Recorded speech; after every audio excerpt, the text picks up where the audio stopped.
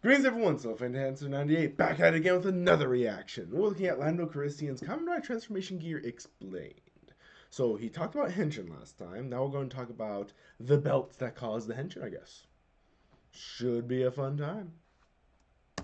Okay, look, before we do anything and get this video started, I want to let everybody know I am suffering from a big, massive allergy attack. I don't even know if that's the correct term for it, but yes, my allergies are going on full overdrive, so if I sound, ooh, see, I can't even talk, that's how bad it is. If it sounds super snuffy or really inflated when I talk, that's probably why. So, with that being said, let's talk about something cool. Let's talk about Kamen Rider Transformation Gears. Ugh. Now, transformation Had to pull up the six SpongeBob meme, of course. Of course. gear in the Kamen Rider franchise usually comes in the form of belts, but in other forms they have as wristbands or weapons in order for them to transform into their rider forms. When it came to the Showa era of Kamen Riders, the transformations would always consist of one piece, with the rider doing a pose while shouting that magical word, henshin.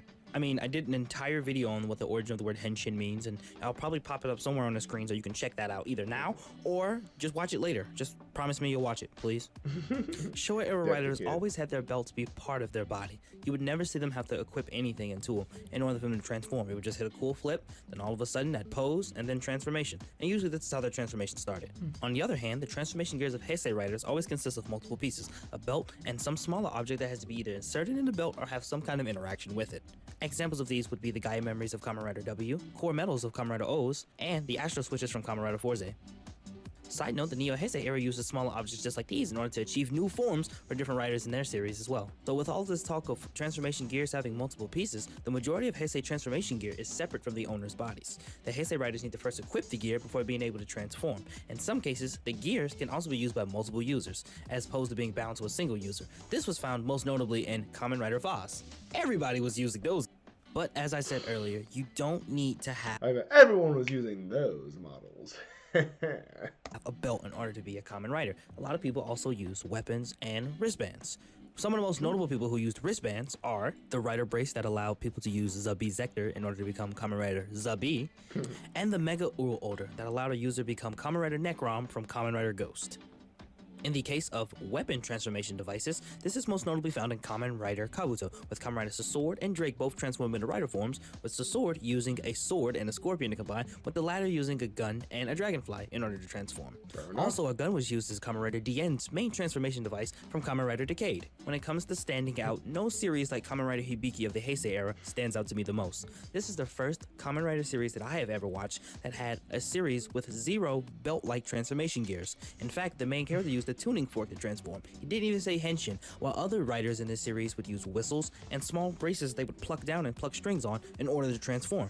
And last but not least, let's talk about some of the weirder transformations in the franchise.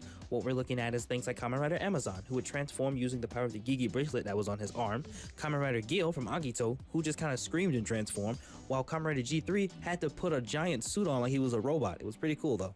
Yeah, it was pretty cool. But what do you guys think? What is your favorite type of transformation gear? If you could have a transformation gear, what would you do? Would you keep it old school and use a belt?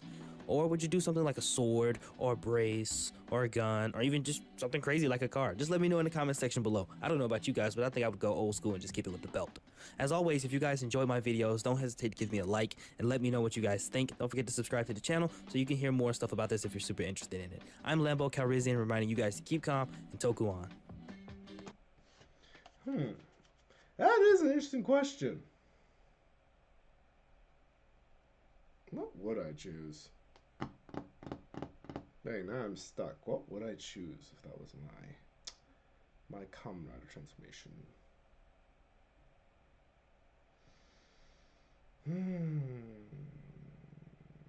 I guess if I had to choose,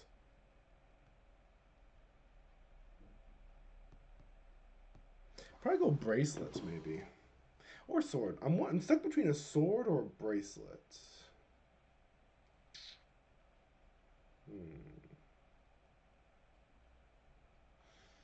Shoot, I'm stuck.